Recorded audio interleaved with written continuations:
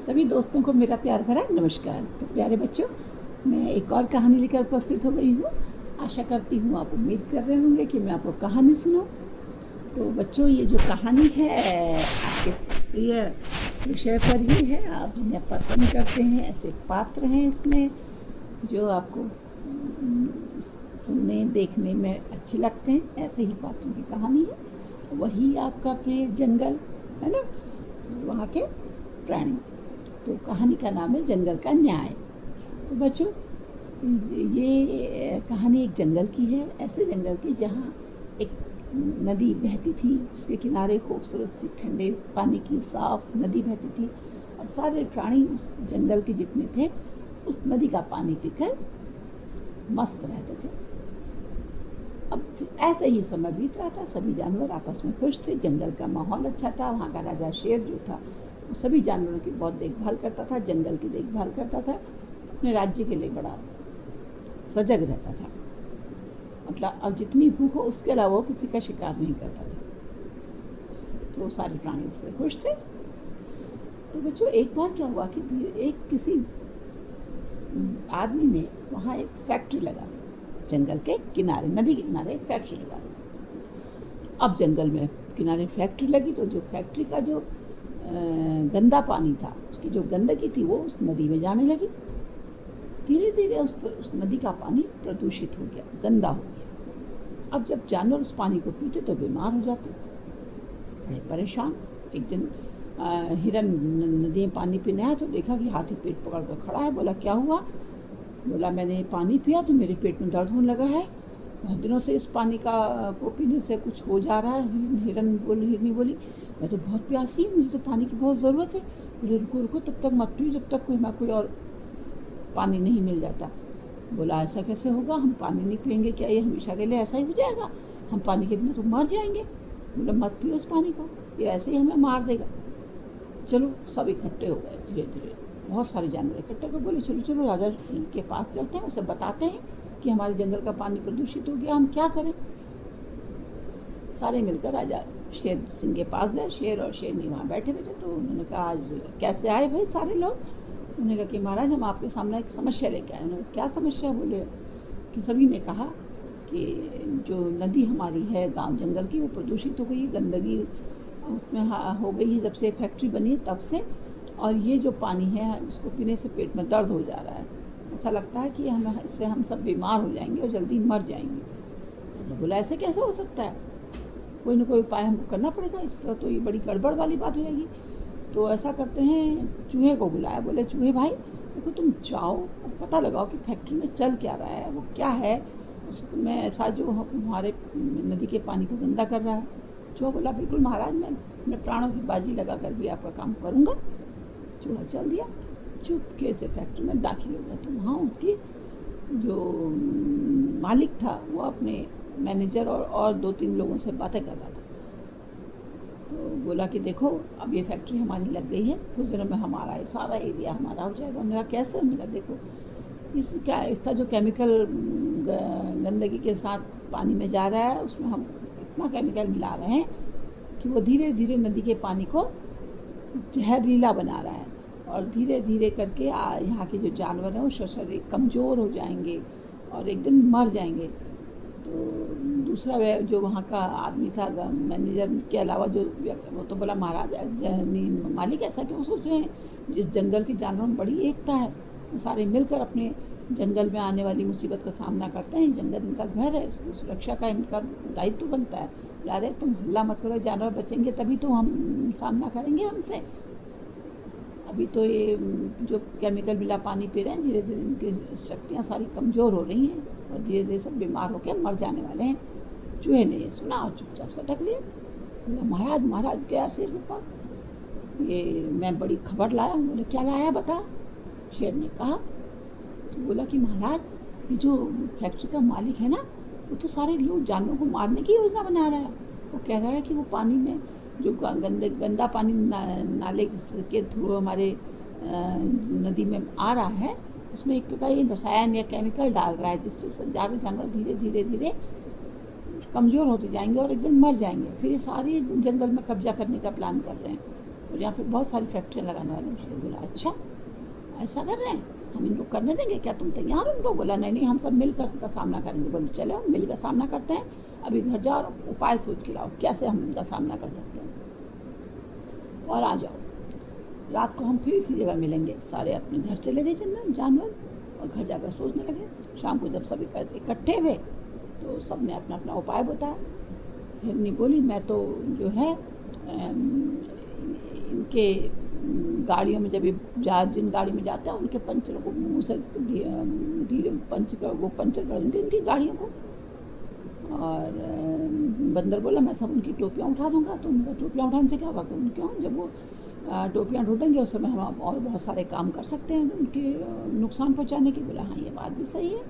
हाथी बोला मैं उनके पानी की टंकियों में और टंकियों में सब में कीचड़ भर दूँगा, सब प्रदूषित उनका भी पानी हो जाएगा। शेर बोला बात तो तुम्हारी सब सही है। इस तरह सब ने अपने अपने उपाय बताए।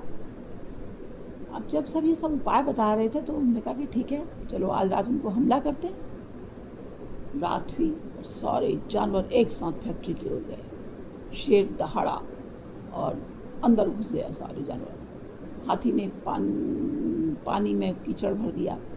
हिरनी ने गाड़ियों के टायर पंचर कर दिए। सब ने अपने अपनी शक्ति से सामर्थ्य के अनुसार जो था उसने कुछ करा और सारे जानवर उनके पीछे लग गए। तो उनको नोचने को तैयार हो गया। शेर उनके पीछे गुजराते नाखून मारते हुए भागने लगा। वो तो भागे भागे बोले भागते भागे भागे भागे। तो मालिक भागा नहीं तो बोला मालिक भागते क्यों नहीं हो? बोला अरे नहीं क्या कर लेंगे। नहीं मालिक ये इनकी एकता, इन्होंने अपना उदाहरण दे दिया है कि ये कितने एक हैं। ये ऐसे मैं तो आपसे पहले ही कह रहा था भागो। और वो सब वहाँ से डर कर भाग गए। किसी तरह जब वो भागे जानवर जाकर तो सारे जानवर एकत्र हुए, बोले खुश हो गए, बड़े वाह क्या बात है, हम तो सारे लोगों ने मिल करके जानवरों को भगा दिया, ये फैक्ट्री वालों को भगा दिया। अब ये मनुष्य हमारे यहाँ कभी नहीं आएगा, हमारा निश्चिंत हो गए हम कोई चिंता की बात नहीं है। तभी लोमड़ी बोली महाराज मुझे तो इसमें कुछ गड़बड़ लग रही है, क्योंकि मैं इंसान को बहुत नज़दीक से जानती हूँ। वो बदला लेने आएगा, कुछ ना कुछ ज़रूर करेगा, हमें उसकी तैयारी करनी होगी। बोले हाँ ठीक है, तुम लोग अभी घर जाओ, हम कुछ ना कुछ करेंगे, मैं तुम्हें ऐसा होने नहीं दूंगा तुम्हारे लिए। तब तक तुम्हारे पानी की दूसरी व्यवस्था करते हैं और तुम लोग जो हो मुझे सोच रही तो मैं क्या कर सकता हूँ। रात भर शेर सोचता रहा कि लोमड़ी कह रही थी जरूर आएगा बदला लेने, और उसका उपाय सूझ गया। उसने उपाय कर दिया, किसी को पता भी नहीं चला। अब क्या हुआ, कुछ दिनों बाद अचानक बंदर आया, बोला महाराज महाराज जैसा लोमड़ी कहती थी वैसा ही हो गया। जो मकर फैक्ट्री का मालिक है वो बहुत सारे शिकारियों को लेकर आ रहा है तो क्या चलो इकट्ठे हो गए, हम भी चलते हैं। वो उनकी ओर जाने की तैयारी करने लगे और वहाँ से मालिक बोले आ जाओ जानवरों, अब आ जाओ शेर महाराज, अब करो हमला हम पे, तुम्हारा इंतज़ाम करके आया हूँ। सारे जानवर चले गए। बोले हाँ बताओ बताओ क्या सोच रहे हो तुम हम पर हमला करोगे? बोले हाँ तुमने क्या समझा है, देखो तो मैं कितने शिकारी लेके आया हूँ। बोला ठीक है, शिकारी तुम्हारा कहना मानते हैं या हमारा, अभी जरा पता लग जाएगा, बताओ तो मैनेजर साहब। इनको शेर ने मैनेजर से कहा उसके फैक्ट्री के।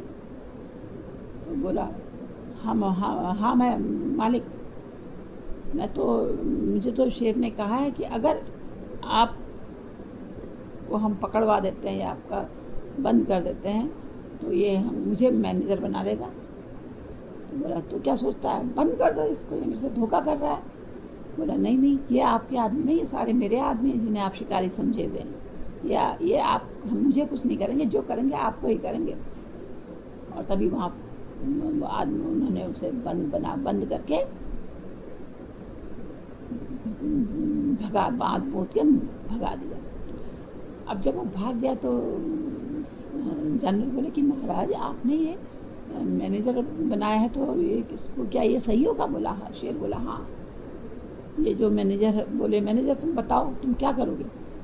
बोला मैं ऐसा काम करूँगा जिससे न तो यहाँ का पानी खराब हो, न कोई आपके जानवरों को नुकसान पहुँचाए, न जंगल को खराब करे। तो बोला शेर बोला मैं 3 शर्तें लेता हूँ। एक तो हमारे जो नदी है उसका पानी को ख़राब नहीं करोगे, उसमें गंदगी नहीं डालोगे। दूसरा जंगल का कोई पेड़ नहीं काटोगे। तीसरा किसी जानवर को तुम कोई कभी सताओगे नहीं, मारोगे नहीं, तभी हम यहाँ पर तुमको फैक्ट्री चलाने देंगे, वरना इस मालिक के तो तुम्हारा भी हाल होगा। वो मान गया शर्त। अब जानवर बोले कि महाराज ये बताइए आपने उनके आदमियों को कैसे मिलाया? वो तो इंसान ही था।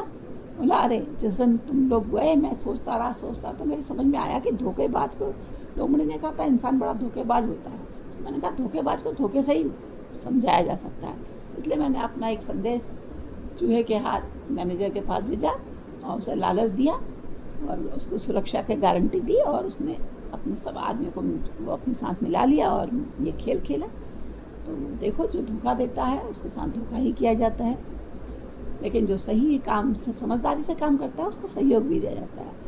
तो सारे जानवर बहुत खुश हो गए। उन्होंने एक बार हुर्रे का नारा लगाया और अपने अपने घर लौट गए। तब से वो लोग आराम से रहने लगे और फैक्ट्री भी वहाँ पर सही ढंग से चलने लगी। तो बच्चों ये जंगल का न्याय था, सारे जंगलों ने मिलकर अपना जंगल सुरक्षित कर लिया। तो ऐसे ही समस्याओं के समाधान को स्वतः प्रेरित होना, मिलजुल कर काम करना बड़ा अच्छा रहता है, ऐसा मुझे लगता है।